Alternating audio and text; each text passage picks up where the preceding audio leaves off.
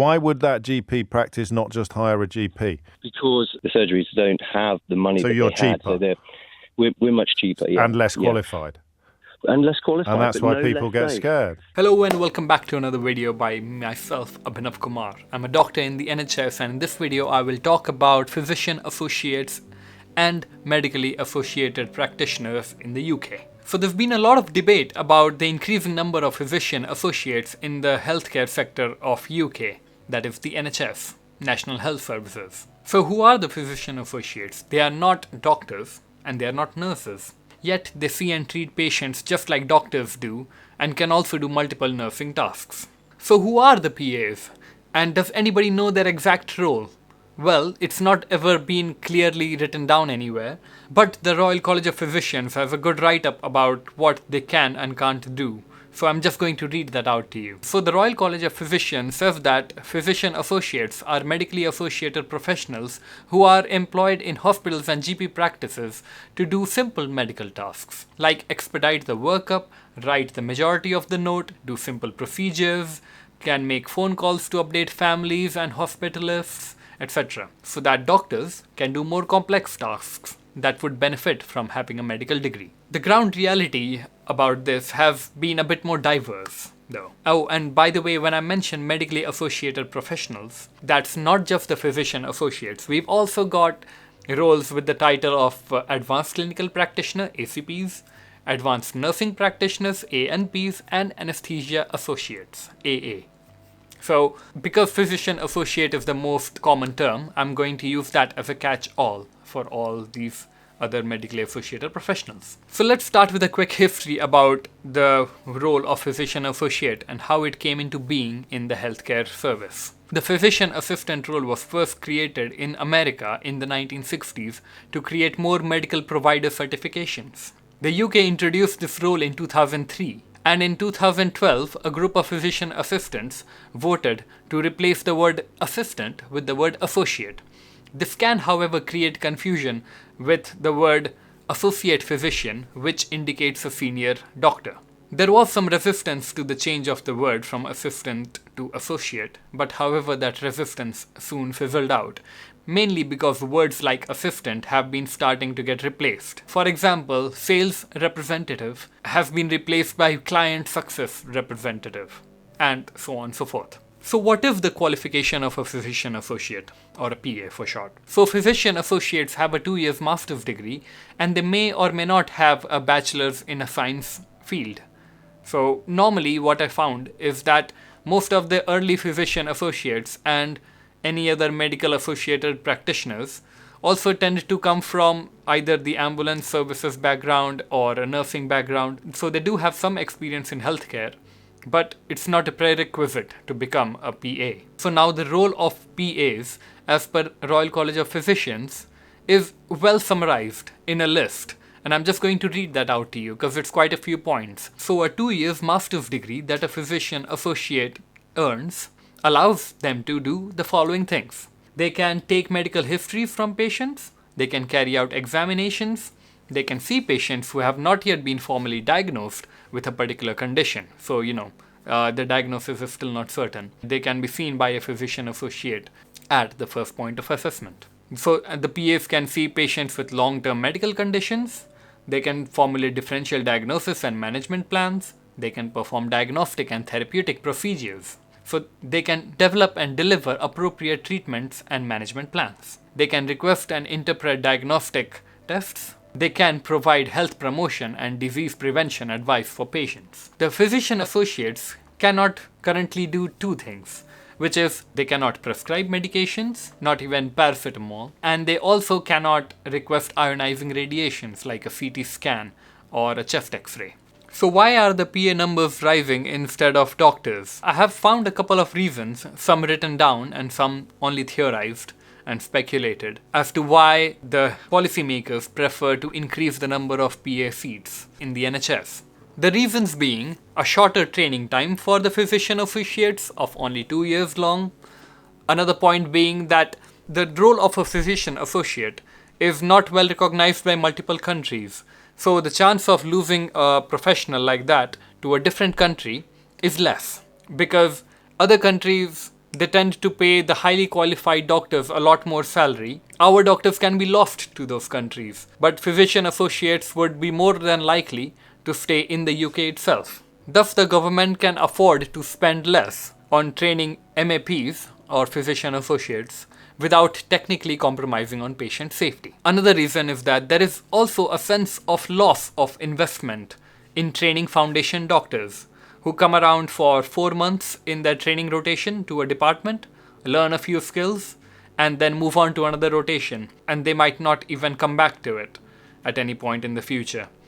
So there is a sense of waste of the talent that has been taught to those doctors. And that is not the case for physician associates who tend to stick with a department and specialize there from the beginning. And because PAs don't rotate across multiple departments, they tend to have a lot more knowledge about a single department that they are in. And they also tend to interact a lot more with the people working in that department, like the consultants and the senior registrars. So the bonding is a lot more stronger, and over time, a physician associate can end up working at a registrar level. Now, there are bound to be concerns from junior doctors because of rising number of physician associate roles. You see, because of increasing number of PA jobs, they are also competing for the same tasks as a junior doctor fresh out of med school would be. So, this poses a hindrance in trying to see different number of patients, managing unwell patients, doing procedures, and developing your overall skill, because now you have more number of people competing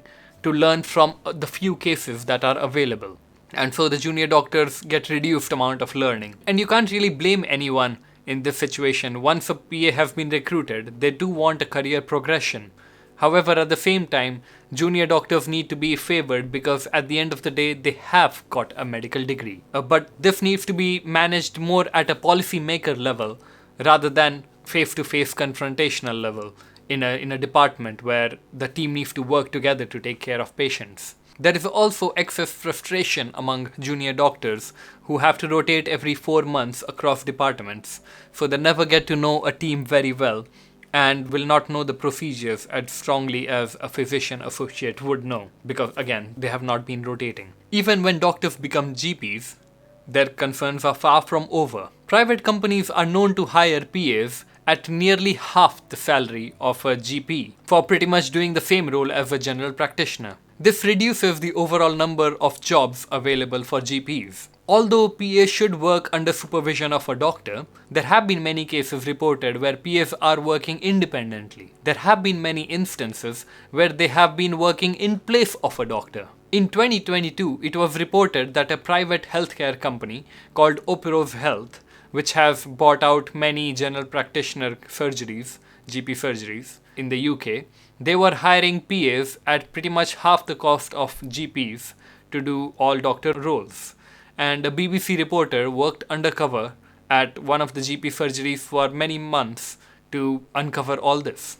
Now, another concern that arises from increasing number of PA roles is the wiping out of locums. Because at the end of the day, whenever there is a vacancy for a doctor, it can now not only be filled by a doctor, it can also be filled by a PA, especially at junior roles. So this has wiped out locum opportunities for young doctors fresh out of med school to make a few extra pounds on top of their crippling debt. With regard to PAs, there's also been a concern about the regulating body, because any healthcare professional should be regulated by a regulatory body.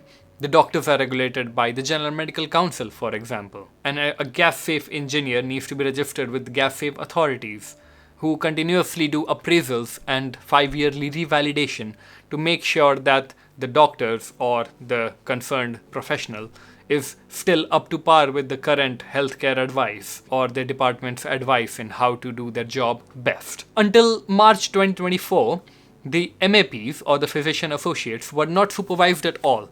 So there was no clear-cut guideline about what's expected of them and what can be considered adequate for their number of years of experience and what's not enough for their number of years of experience. So this was a long ongoing debate.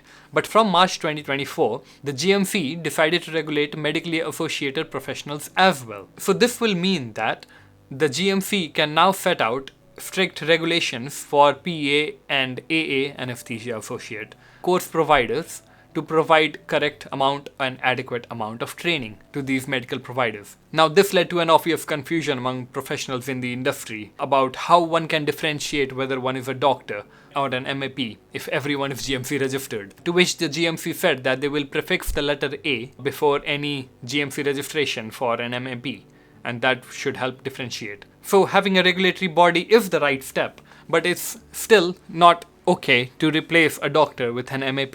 And now one cannot have a complete discussion about MAPs without mentioning patient safety concerns and patient safety in general. Many things have been done to address this, and so normally PAs will of course always be supervised by a senior clinician who will aid them in making the final decision in all settings. However, there have been incidents where patient health has been compromised, resulting in even death of the patient. One such case is where a young patient lost her life when a physician associate saw her and missed all the telltale signs of a clot in her lung. I had another patient who had a history of Guillain-Barré syndrome. It is a condition where there is ascending paralysis from the legs upwards, and it can even stop your breathing. So a patient with that history came to the GP surgery where a PA saw them, and when the patient mentioned about Guillain-Barré as a past medical history, the PA said that they did not know what it was. And so even when the patient had weakness to all 4 limbs and some chest infection features, he was only treated for the chest infection. In such case, if a doctor had reviewed the patient, they would have sent the patient to the hospital out of an abundance of caution, because if the GB syndrome reaches the lungs, it can disable the breathing, and even worse if it reaches the brain. And so that's it for this one. We are still trying to figure out a perfect solution where MAPs can work alongside doctors rather than in spite of doctors. And I hope I have highlighted some of the current concerns that are there in the healthcare sector in the UK. Now that's all for me from this one. My name is Abhinav Kumar, and if you have any concerns about this video, please let me know in the comments. And if you like the kind of videos I make, remember to hit the subscribe button and let me know any other video you'd like me to touch upon. Thank you, and that's all. You can check out the next video.